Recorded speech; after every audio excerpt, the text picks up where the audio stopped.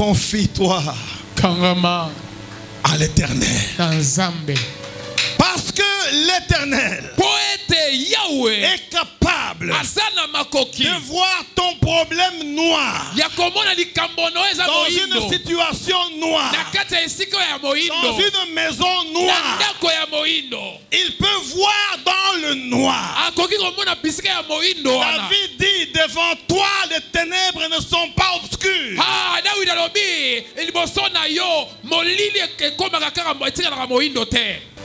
Et les vrais chrétiens, on ne les connaît pas quand tout va bien. Un vrai chrétien, on le reconnaît quand tout va mal.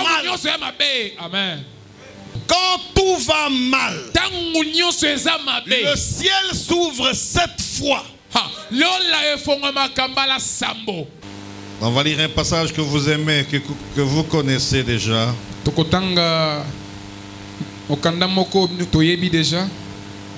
Et c'est dans Ruth. Si vous n'avez jamais eu la grâce de maîtriser ce livre,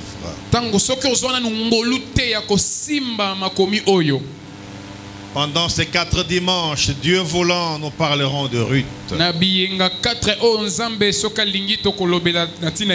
cela peut être pour toi une occasion de comprendre finalement ce livre de Ruth.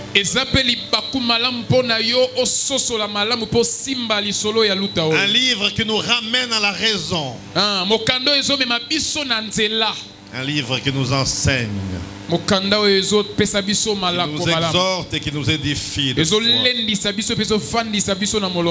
Je vais lire dans le précieux nom de Jésus-Christ.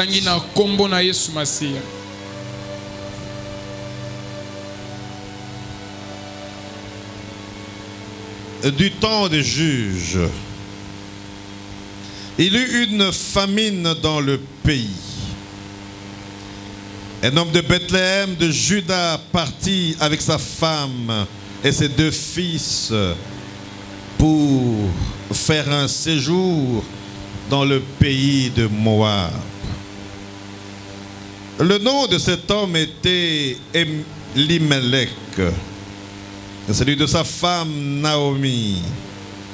Et ses 2 fils s'appelaient Machlon et Kilchon. Ils étaient Éphratiens de Bethléem de Juda. Arrivés au pays de Moab, ils s'y fixèrent leur regard. Elimelech, mari de Naomi, mourut. Et elle resta avec ses 2 fils. Ils prirent des femmes moabites, dont l'une se nomma Orpa et l'autre Ruth. Et ils habitèrent là environ 10 ans. Machlon et Kilchon moururent aussi tous les 2. Et Naomi resta privée de ses 2 fils et de son mari. Puis elle se leva, alla, elle et ses belles-filles, afin de quitter le pays de Moab, car il a appris au pays de Moab que l'Éternel avait visité son peuple et lui avait donné du pain. Elle sortit du lieu qu'elle habitait, accompagnée de ses 2 belles-filles, et il se mit en route pour retourner dans le pays de Juda.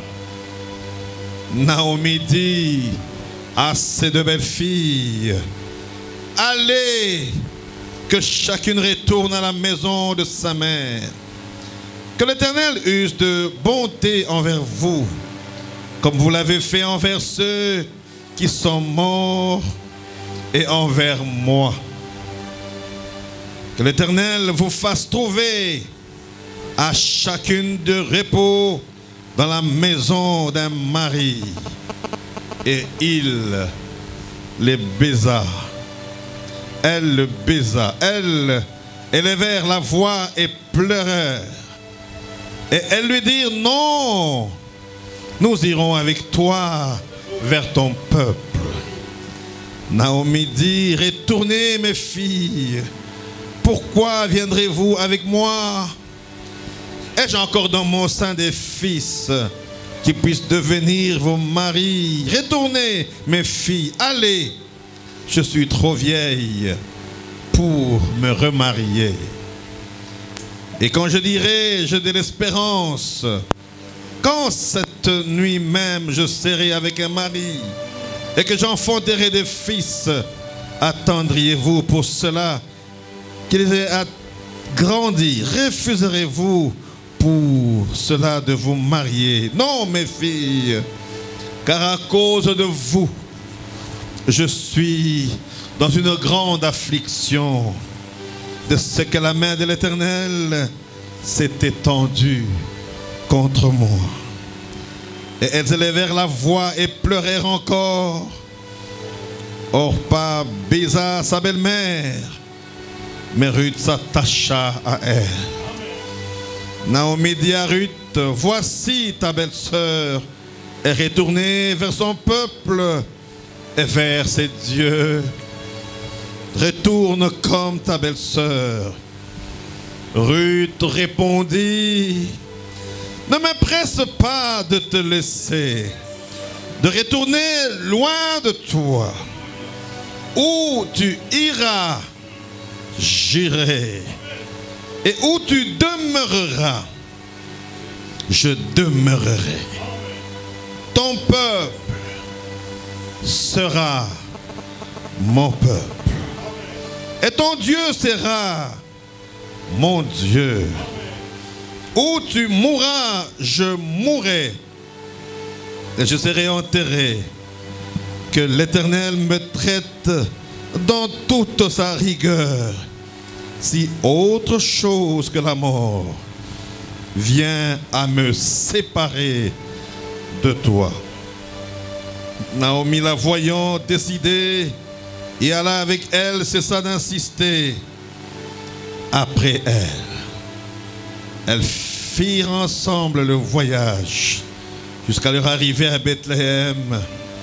Et lorsqu'elles entrèrent dans Bethléem, toute la ville fut émue à cause d'elles.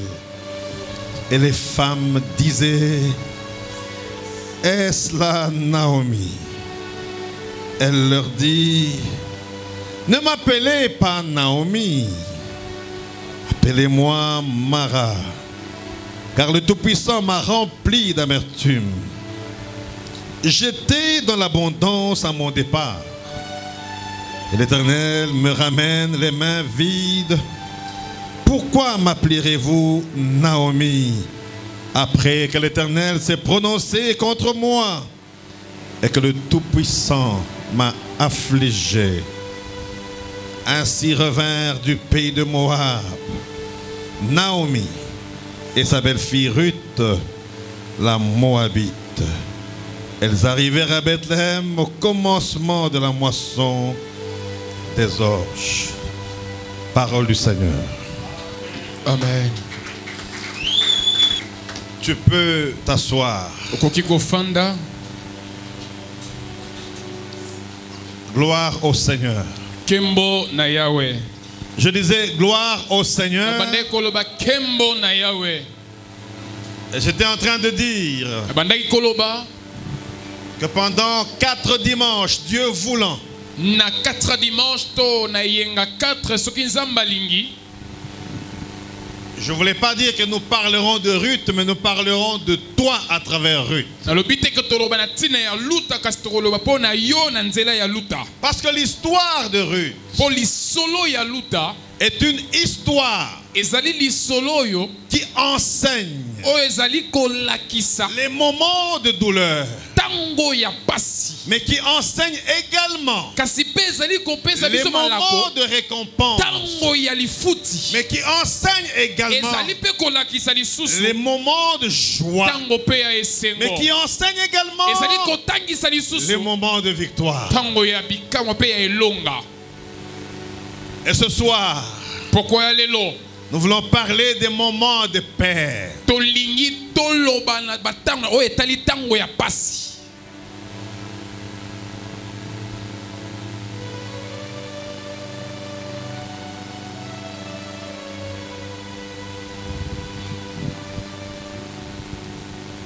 pendant ta mauvaise saison, na tango ya eleko na yo ya mabe, confie-toi en l'Éternel.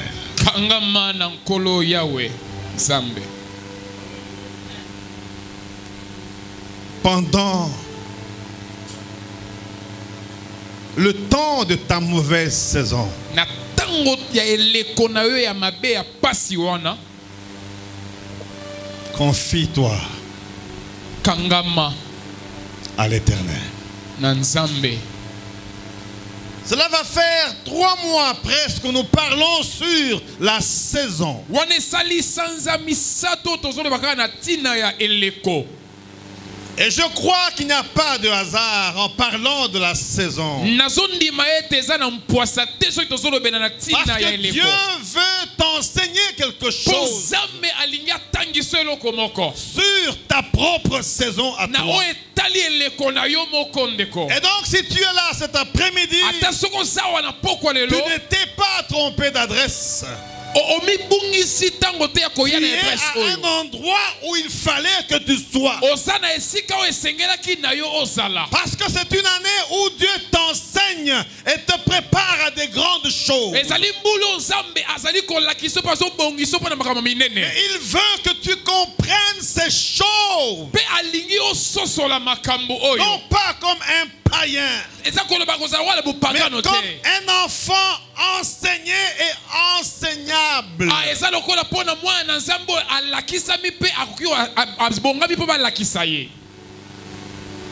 Ce qui me dérange un peu avec le prophétique, c'est que ce n'est pas le message que j'ai préparé ce soir.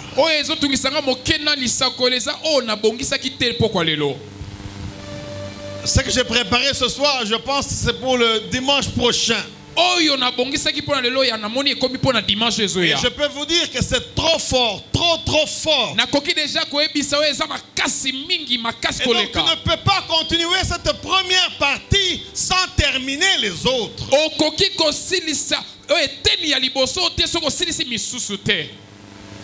Parce que la deuxième partie peut te faire sortir les cheveux, même si tu n'en as pas comme moi. Mais la première va d'abord t'enseigner.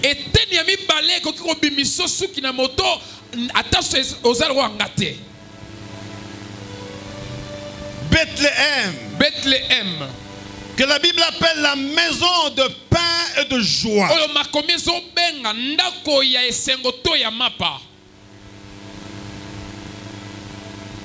Comme il est né également à Bethléem. À Bethléem, en Judée, était né un enfant.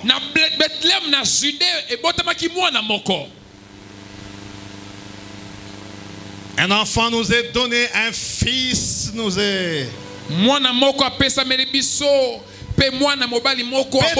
c'était la terre, que dis-je, la terre de Dieu, la terre bénie.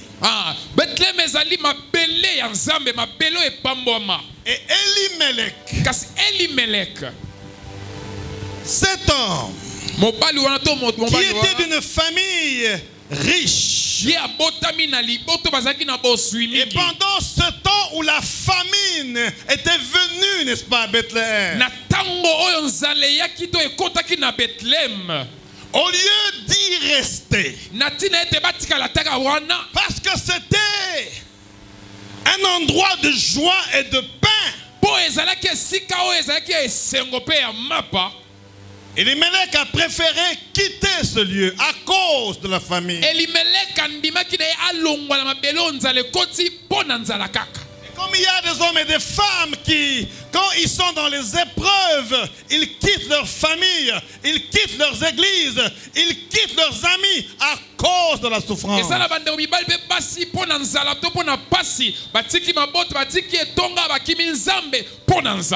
Et Elimelech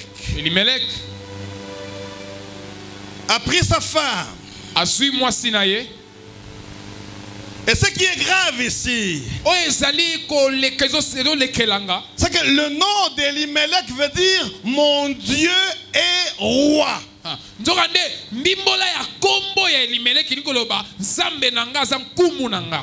malgré que tu portes le nom de mon Dieu est grand, tu ne comprends pas que même pendant les moments durs, Dieu reste roi. Yo motolati kombo oyo ezali kotombola bokonzi ya Nzambe ata yango ozoyeba te ke na ntango ya pasi Nzambe akoki kosala. Il laisse l'endroit de Dieu. Atiki esika oyo Nzambe Et il aza. va à la recherche d'autre chose. Abimi ake koluka makambo mosusu to biloko mosusu.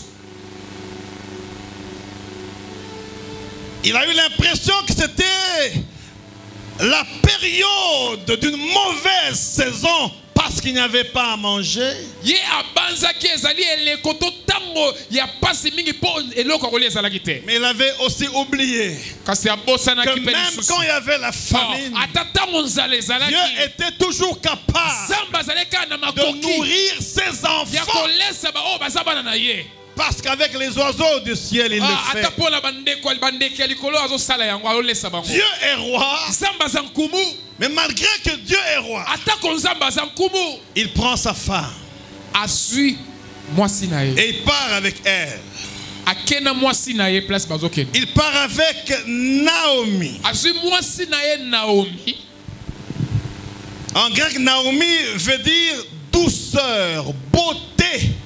Na pas ba grec Naomi ngo ba bolamu to bompolo. Lui, il est avec Dieu est roi et sa femme est douce, elle est belle. Malgré ça, ils partent. Ye kombo ningo lo banzamba aza monene mwasi na ye ezali koloba kenzi kombo neza bolamu kasi ata bongo akekaka. Ils partent. Bakei kaka. Et ils sont arrivés à Moab. Wana ba komisko na mboko ba bengi Moab.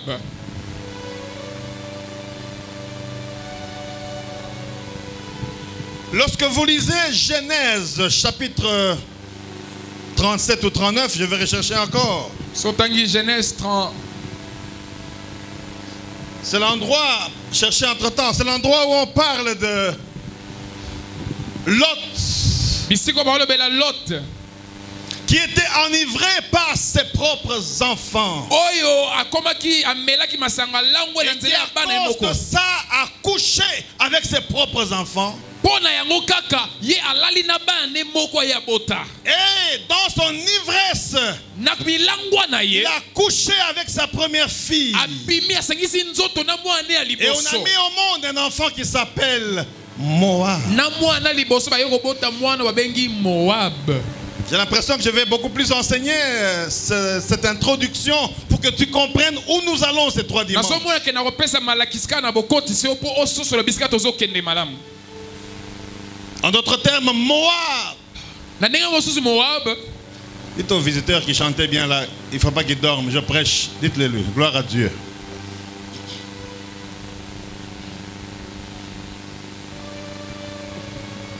Sa fille aînée Mwana ye ya liboso ya mwasi sort avec lui abimi na ye et il met au monde. pe aboti na mwana ye ya liboso ya mwasi. Komba mwana ngo Moab. Tu entends seulement Moab, les Moabites. Il faut lire et comprendre l'origine. Baike ya Moabiti sengeli ososo loye ba engolo ba nini place ni babimela. Et avec sa cadette, il a eu encore un autre enfant. Kaka ye tata bimi susu na mwana ya suka ya mwasi bazwi pe mwana mosusu Je ne baboti. vais pas citer son nom parce que ce n'est pas le jour. Na otanga komona te po eza mokolo ya rote yango te. Et donc, Nde nzokande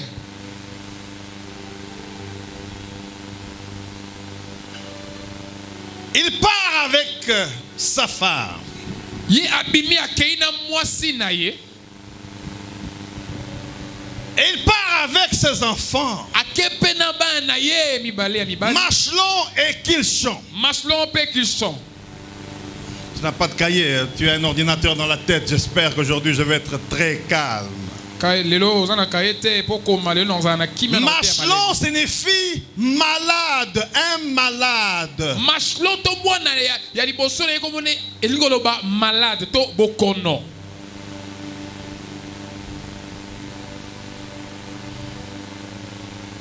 Je vais expliquer. Je sais que tu n'as pas le temps de comprendre ces choses. Je veux te faire comprendre ces choses.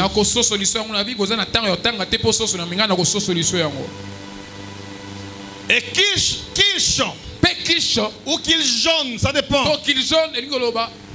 Voulait dire un homme mourant.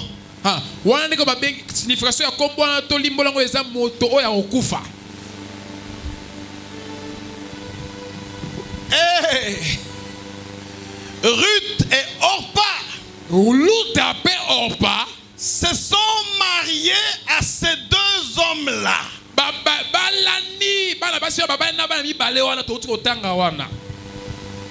Aujourd'hui, c'est l'enseignement. Est-ce que je parle à quelqu'un là?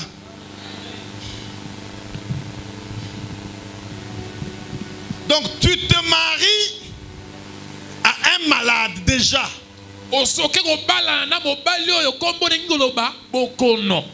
Tu te maries à une personne qui va bientôt mourir.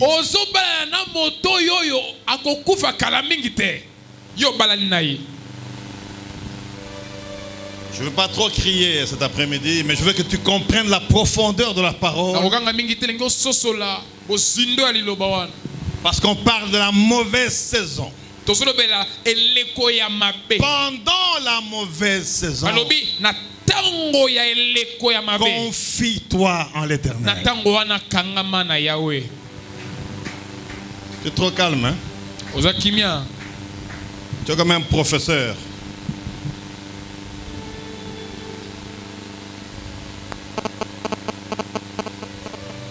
Et donc Ruth accepte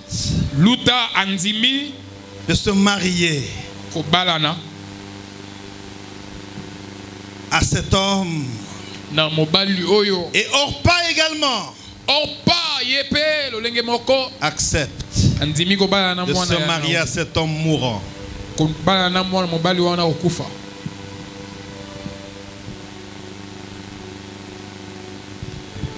Cette première leçon montre que même avant de se marier à un homme, il faut le connaître.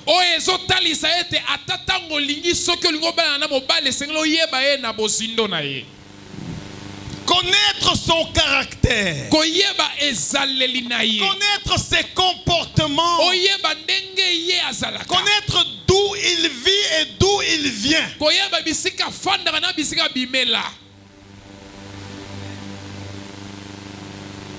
On ne marie pas un homme parce qu'il a une belle voiture ou une grande maison ou parce qu'il parle bien ou parce qu'il est prophète. Mais il faut le connaître.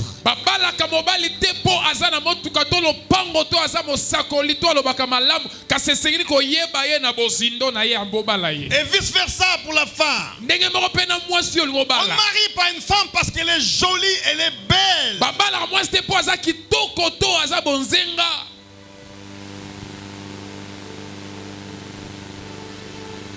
Parce que la peau que tu vois peut-être ne l'appartient pas. Elle met tellement de choses que le jour où tu verras son propre visage, tu vas camouer.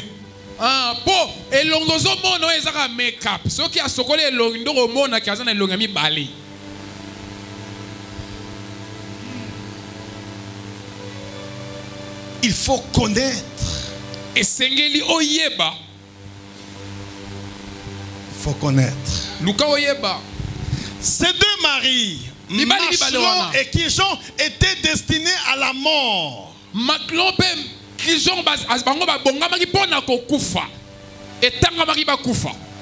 Mais comme Ruth et Orpa,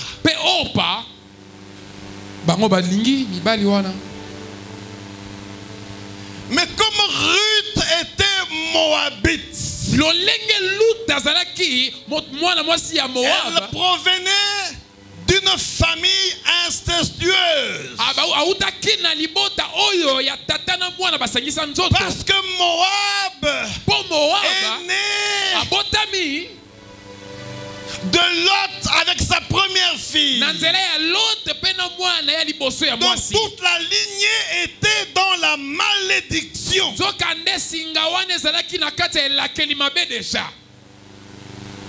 Moi, tu es calme comme ça. Seulement les recevés. Il n'y a pas de recevés ce soir. C'est pourquoi il est important Même si tu pries, de connaître aussi ta lignée. Et connaître le lien de famille qui peut t'empêcher à toucher à ta destinée.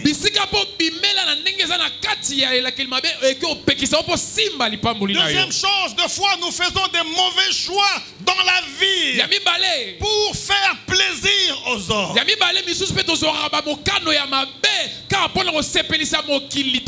Ne dormez pas, ma soeur, ne dors pas, merci. La Bible dit, mieux vaut faire plaisir à Dieu qu'aux hommes.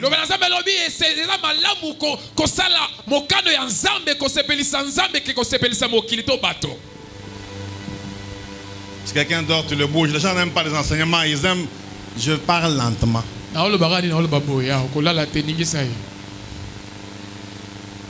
Et ce qui dérange ici, c'est qu'après la mort,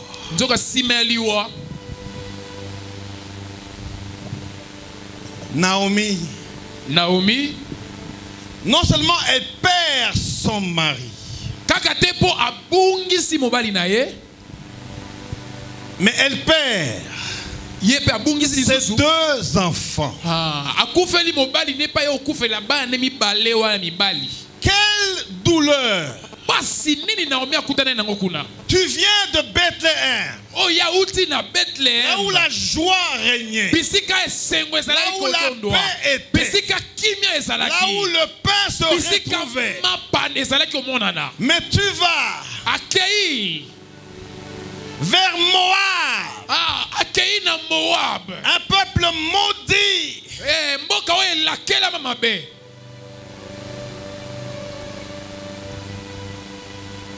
Bon sommeil, ma soeur.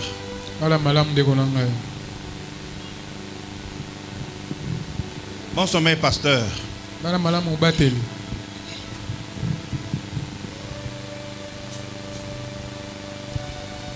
Je veux dire à quelqu'un cet après-midi,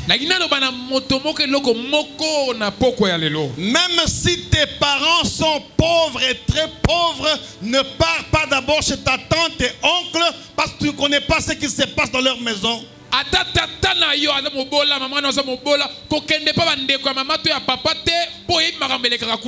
Parce que tes parents vivent encore. Reste avec tes parents dans le bonheur comme dans le malheur.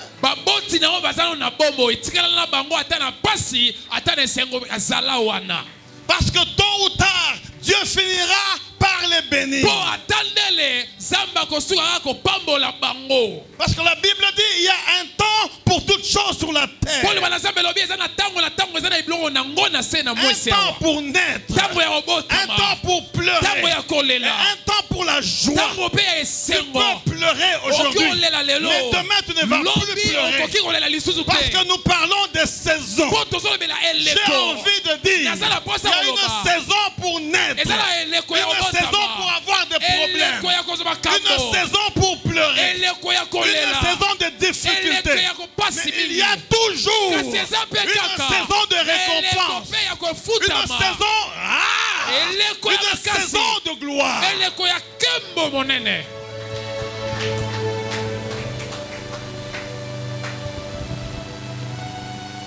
Elle est rentrée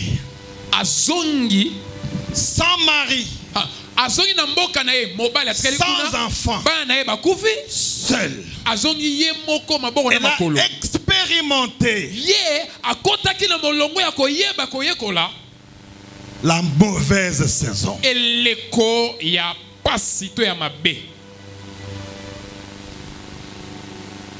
J'assiste beaucoup les veuves et les veufs. Parce que je sais ce que c'est.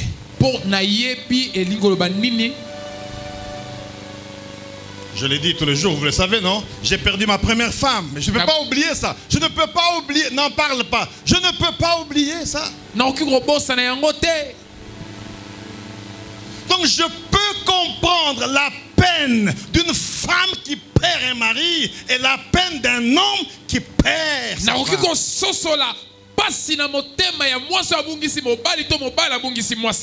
Je vous dis, c'est terrible que de perdre un conjoint ou une conjointe.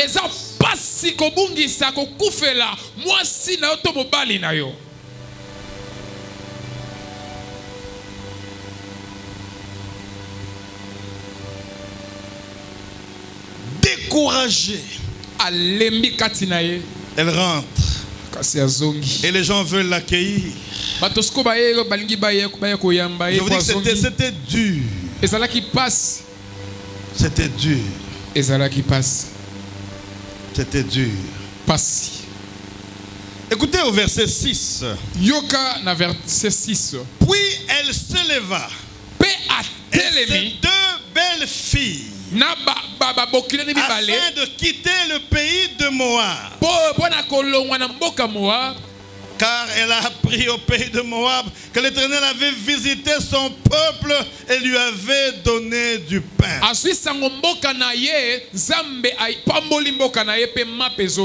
En fait, elle voulait rester à Moab. Mais les informations qui venaient de Bethléem, où le pain était revenu, où la joie était avec le peuple, elle a dit non, je vais rentrer. Je vais rentrer à Bethléem.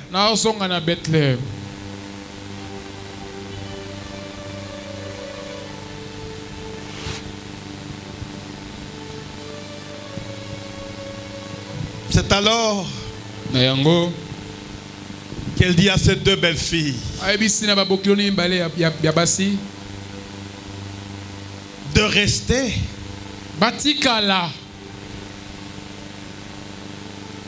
Entre-temps, elle pouvait s'imaginer qu'ils viennent de Moab. Donc c'était des enfants maudits, incestueux.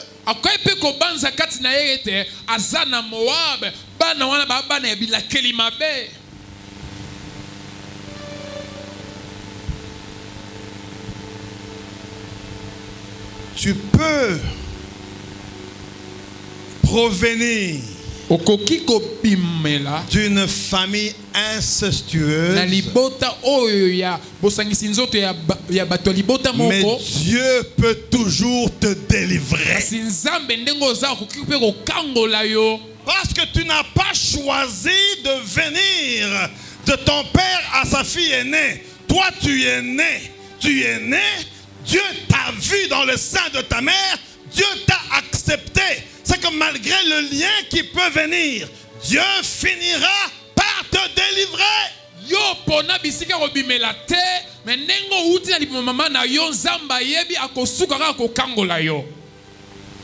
Il y a des pasteurs qui disent il ne faut pas lire ces choses, il ne faut pas expliquer, on va les lire parce que c'est la parole.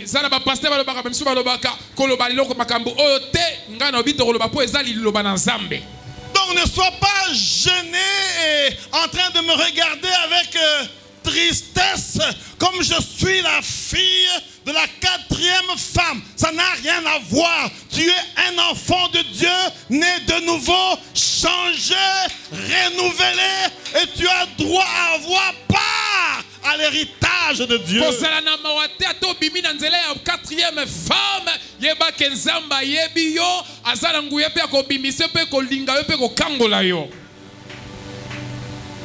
Moi tu dis très bien à haute voix comme ça. Toi c'est 5e femme ou quoi?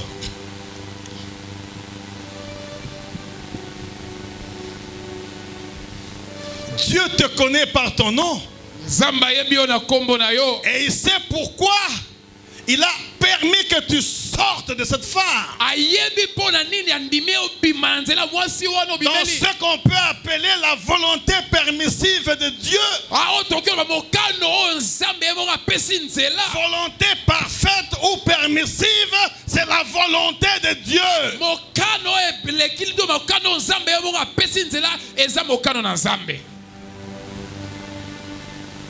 Je dis même les saintetés, c'est comme il y a un deuil.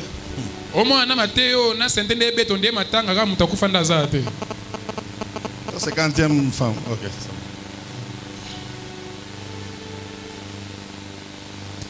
Il y a des moments dans la vie où tu as l'impression que Dieu n'est plus avec toi. Où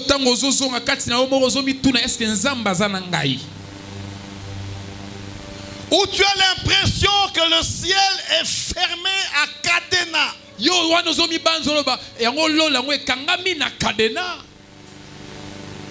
Un frère m'a appelé un jour, il m'a parlé d'un problème dont je n'avais aucune solution. Il seulement dit, ok, sois courageux, Dieu est avec toi. Parce que je ne savais pas par où commencer. Il y a des choses qui nous lesquelles. Pasteur,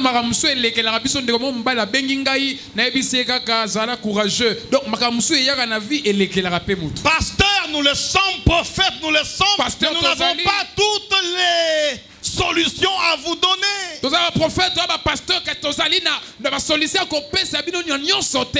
On peut vous conduire. On peut vous orienter. On peut vous enseigner. Mais la vraie solution vient de Dieu.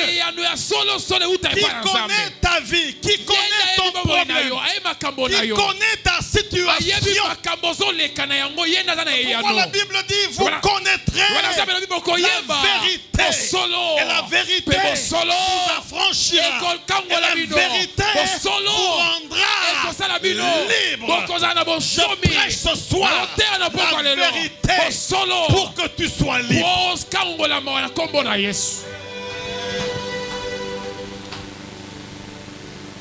Elle est rentrée à Bethléem.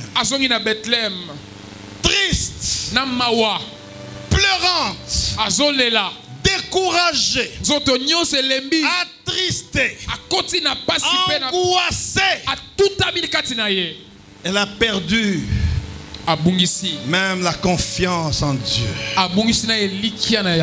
Parce qu'elle a dit, ne m'appelez pas Sarah, appelez-moi Mara. Parce que Dieu m'a affligé.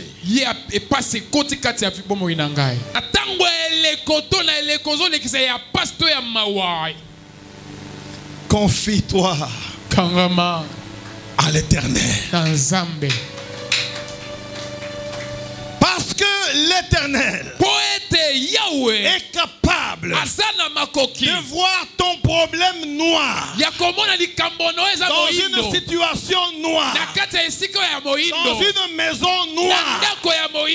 Il peut voir dans le noir. David dit, devant toi les ténèbres ne sont pas obscures.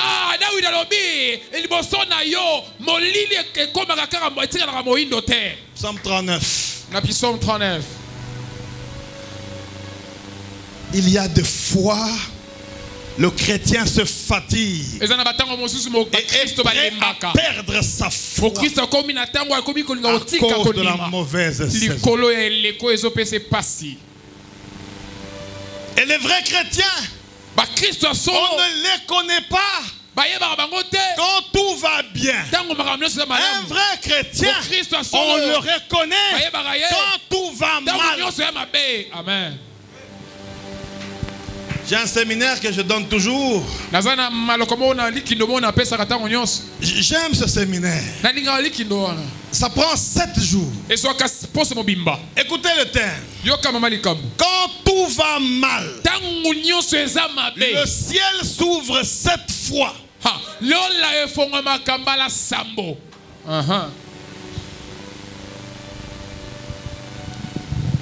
Les chrétiens d'aujourd'hui sont des chrétiens fatigués.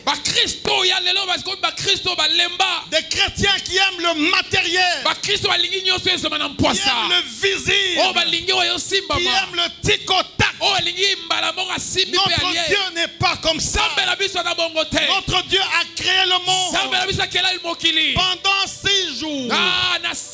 Il pouvait pendant un jour tout créer. Il a créé le premier jour.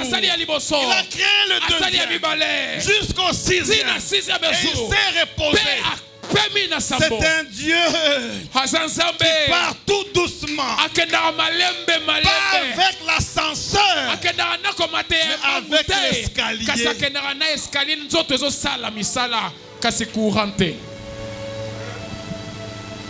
Même quand c'est dur, confie-toi en l'Éternel. Tu ne dis pas amen, confie-toi. Même quand ton travail termine, je ne dis pas saute. Je ne dis pas tu dois sauter. Pleure. Mais demeure avec Dieu. Même si ton mari te quitte, ce n'est pas la fin du monde. Peut-être c'est Dieu qui voulait qu'il quitte. Reste là avec tes enfants. Confie-toi en Dieu. Même si ta femme part, il n'y a pas de problème. Tu as une destinée. Dieu te connaît. Dieu a un plan pour toi. Dieu a un programme avec toi.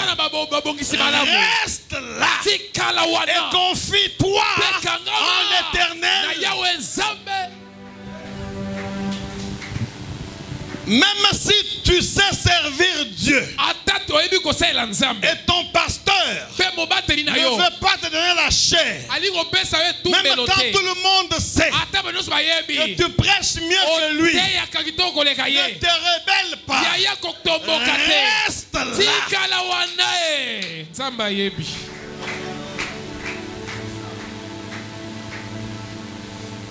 Dieu est capable de donner une maladie. Ça ne me concerne pas, en tout cas d'autres églises là-bas. Une maladie pendant 2 mois. Tu es malade pour que ceux qu'il a appelés puissent prêcher.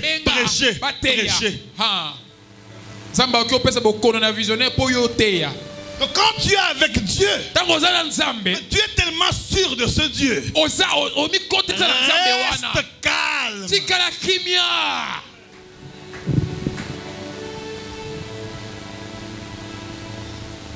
Oh, j'ai des CD, je chante bien, j'irai au stade quand? Ce n'est pas le moment. Reste calme.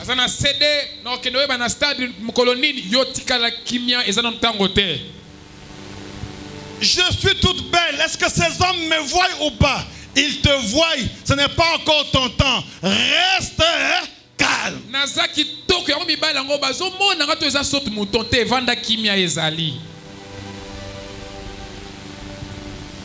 Pendant ta mauvaise saison, ne promène pas des regards inquiets. Je dis car je suis avec toi.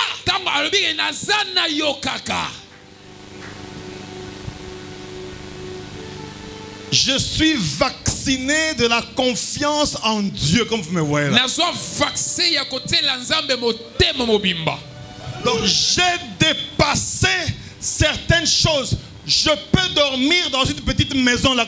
Je peux avoir une culotte et cinglée sans habit. Il n'y a pas de problème. Je sais que Dieu va toujours faire.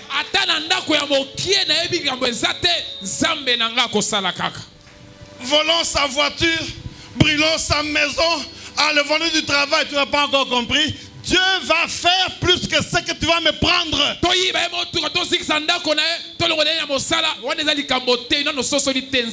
veut voir des hommes et des femmes qui peuvent lui faire confiance.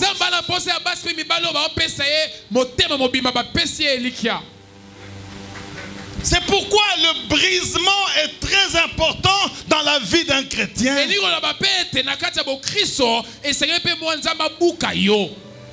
Si tu n'es pas passé par le brisement, tu n'as pas encore commencé. Dieu va te briser jusqu'à ce que tu sois comme une stature parfaite.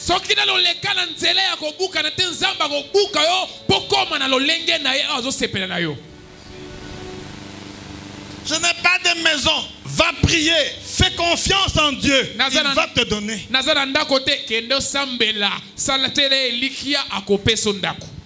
Gloire à Dieu, on n'a pas le système de permanence. Je n'aime pas le système de permanence. Ça rend les fidèles paresseux.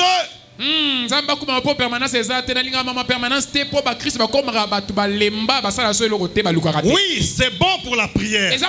C'est bon pour les veillées. C'est bon pour des retraites. Mais les permanences de 2 ans, ça ce n'est pas de Dieu. Tu dois aller travailler. Parce que le travail procure l'abondance. On ne dit pas la permanence procure l'abondance. À la permanence, tu auras la puissance, tu auras l'onction, tu auras la vie de prière, tu auras des révélations, tu auras des inspirations. Tu vas prier sur les malades. Les malades seront guéris. Mais pour acheter même une ceinture,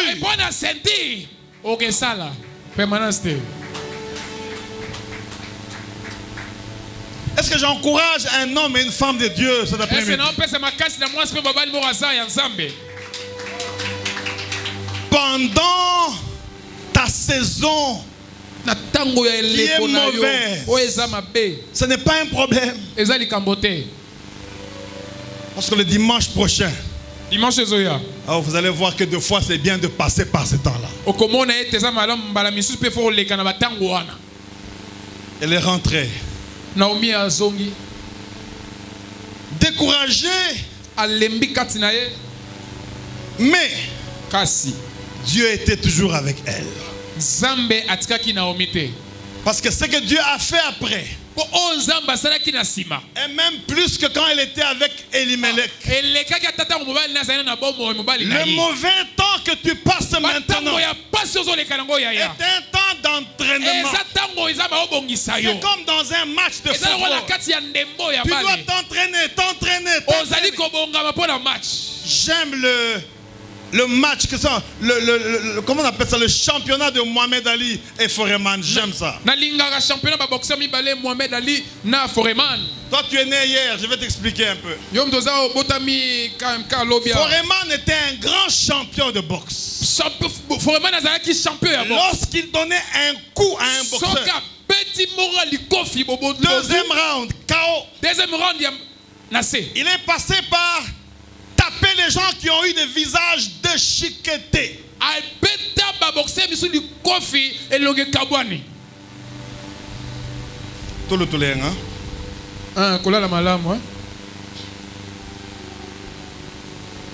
Ali. Cassius Clay. Tu étais déjà né?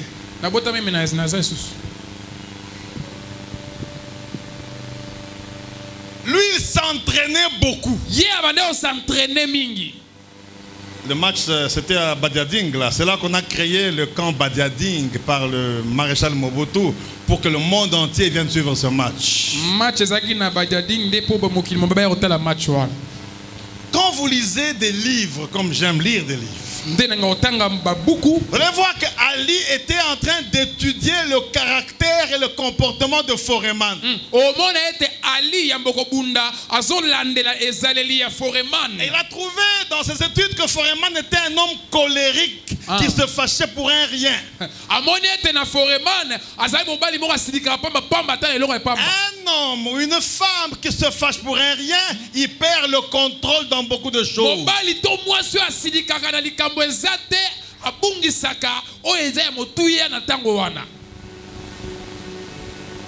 Donc pendant tout ce temps, il savait que Foreman était fort. On va me fracasser ici. Et lors du match ou de la boxe, si vous suivez, tous les 3-4 rounds, Ali était en difficulté. Mais il rentrait en arrière chaque fois. Dans les fils, n'est-ce pas, du ring. Pour se reposer. Pour que Foreman se fatigue. Et même avant le match, même la boxe, il lui proférait des injures pour qu'il se fâche et qu'il perde le contrôle.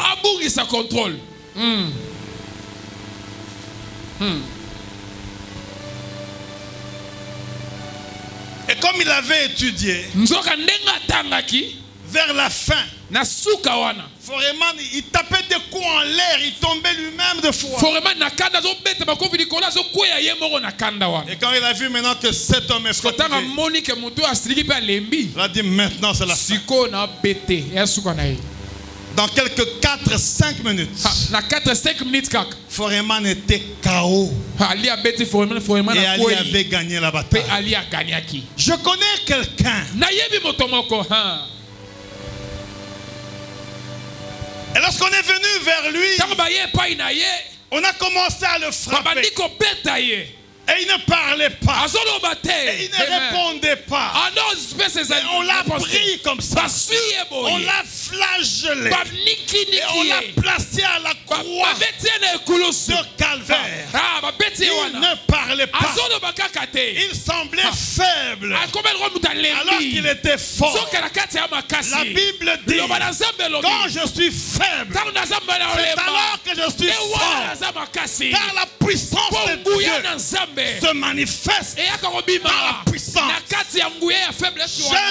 Jésus était à la croix, tabassé, couronné par une épée qui faisait très mal. Et même ses mains étaient clouées et le sang coulait. Et même ses pieds, la même chose. Et même les côtes, la même chose.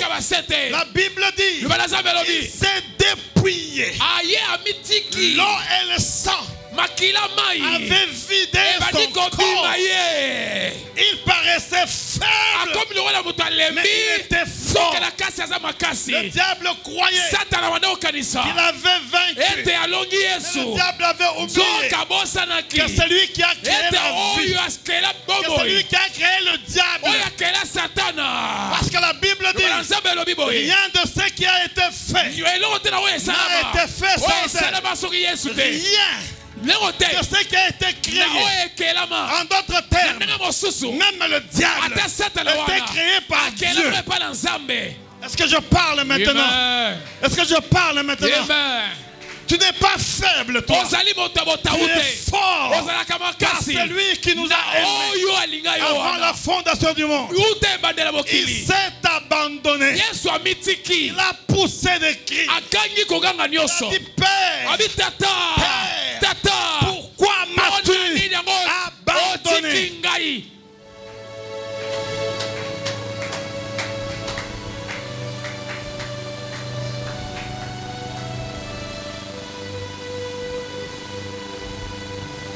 Ils étaient contents. Sauve-toi toi-même aujourd'hui. Il n'était pas venu pour se sauver, mais il était venu pour sauver l'humanité. Jésus est venu pour te sauver et pour me sauver. Jésus est venu pour que toi tu puisses avoir la vie. C'est pourquoi la Bible dit que celui qui a le Fils a la vie, et celui qui n'a pas le Fils n'a pas la vie.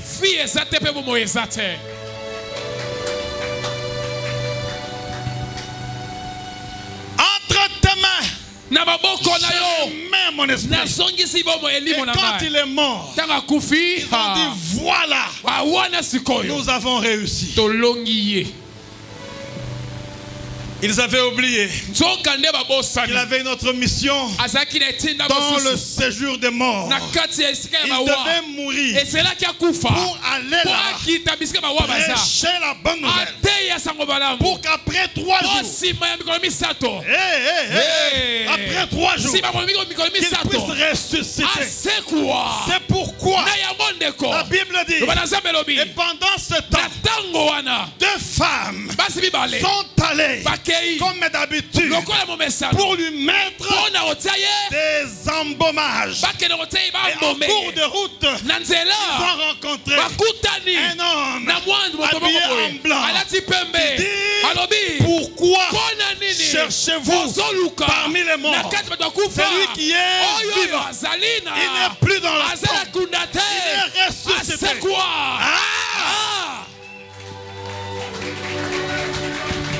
Comme Jésus n'est plus plus mort et qu'il est ressuscité. Même dans ta mauvaise saison, Dieu est toujours avec toi.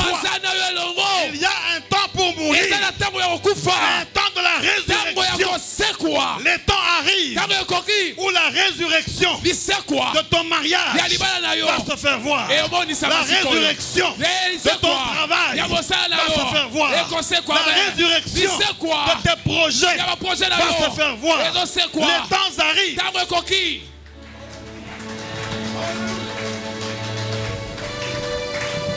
Tu es appelé à ressusciter.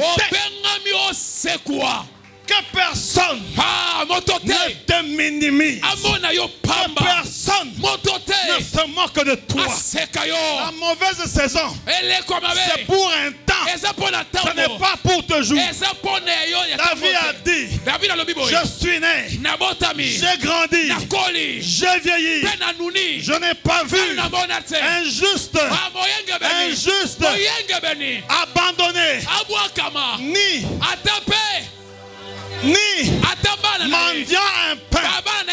Tu ne seras pas abandonné. Tu ne mendieras pas le pain. Parce que Dieu te connaît. Parce que Dieu a un plan pour toi. Parce que Dieu veut changer ton histoire. Tu ne mourras pas. Tu ne mourras pas. Tu ne mendieras pas. Parce que Dieu est capable de changer ton histoire. Confie-toi à l'Éternel. Parce que l'Éternel est capable de voir ton problème noir dans une situation noire, dans une maison noire. Il peut voir dans le noir. David dit, devant toi les ténèbres ne sont pas obscures.